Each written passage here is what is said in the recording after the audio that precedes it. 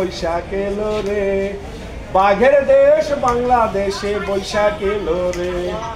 শেষ মুহূর্তের প্রস্তুতি চলছে পয়লা বৈশাখকে বরণ করে নেওয়ার জন্য।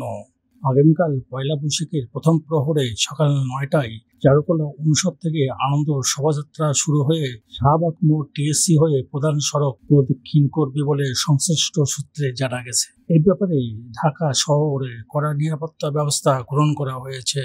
শেষ মুহূর্তে আনন্দ শোভাযাত্রা সার্থক করতে প্রাণপণ শ্রম দিয়ে যাচ্ছেন ঢাকা বিশ্ববিদ্যালয়ের চারুকলা অনুষদের মেধাবী একদল নিবেদিত প্রাণ ছাত্রছাত্রী। এই ব্যাপারে সংশ্লিষ্টরা বলেন, গতকাল রাতে একটা ইনসিডেন্ট ঘটেছে, যার কারণে আমাদের কাজটা একটু পিছিয়ে গেছে।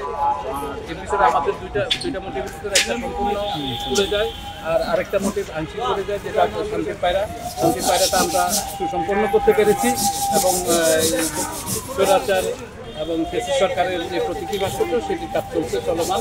এটা আমরা আগামীকাল সকাল পর্যন্ত রেলের আগ পর্যন্ত ইনশাল্লাহ কমপ্লিট করে ফেলবো। এবং জনগণ এবং জনসাধারণের প্রতি আমাদের একটা মেসেজ আছে। এই মেসেজটা হলো এই যে আমরা যে প্রতীকী ভাস্কর্যটা করছি এটা যেন ভবিষ্যতে আর কোনো কেসি সরকারের আবির্ভূত না হয় এবং তার পতনের যেই নৃশংসতা সেটা ফুটিয়ে তোলার জন্য এই প্রতীকী ভাস্কর্যটা তৈরি করা হয়েছে। এবং আমি জনগণের প্রতি আহ্বান জানাবো যে আগামীকালকে র্যালিতে আপনারা সবাই অংশগ্রহণ করবেন। ঢাকায় যারা আছেন তারা তো এখানে আসবেনই, আর যারা ঢাকার বাইরে আছেন বিভিন্ন ডিস্ট্রিক্টে আমাদের যে র্যালিগুলি হচ্ছে সেখানে আপনারা অংশগ্রহণ করবেন।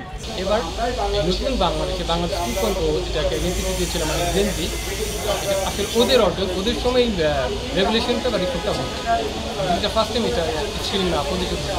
ঠিক আমি যদি বলি যে আমি নিজের সময় গণমাধ্যমে কাজ করেছি এবং দীর্ঘ সময় আমি বিএনপি ক্ষমতার সময় পেয়েছি, আমি কেয়ারটেকার গভর্নমেন্ট পেয়েছি, আওয়ামী লীগ টাইম পেয়েছি 16 বছর পরে অলমোস্ট এই নতুন গভর্নমেন্ট পেলাম। আমার কাছে যেটা মনে হচ্ছে যে লাস্ট 16 ইয়ার্স বা তার আগেও যদি বলি বাংলাদেশের কালচারাল অ্যাক্টিভিজমের মাধ্যমে যে কালচারাল অ্যাক্টিভিস্ট আমরা বলি, কালচার অ্যাক্টিভিস্ট তৈরি হচ্ছে। ওখানে দুটো কাজ হয়েছে, এটা আমার পার্সোনাল অপিনিয়ন। নেপোটিজম হয়েছে, কিছু পরিবারের হাতে পুরো আর্ট অ্যান্ড কালচারটা জিম্মি ছিল এবং কালচার মনস্টার তৈরি হয়েছে।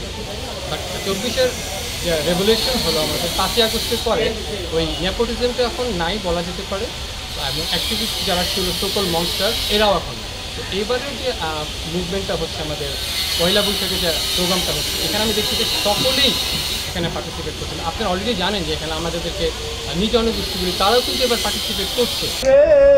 বৈশাখ এলো রে, বাঘের দেশ বাংলাদেশে বৈশাখ এলো রে, বুড়ি গঙ্গায় যাইয়া নৌকা বাই দেখি রে, বৈশাখ এলো রে, বাঘের দেশ বাংলাদেশে বৈশাখ এলো রে, সাপুরিয়া বিন বাজায়া খেলা দেখায় রে, বৈশাখ এলো রে, বাঘের দেশ বাংলাদেশে বৈশাখ এলো রে।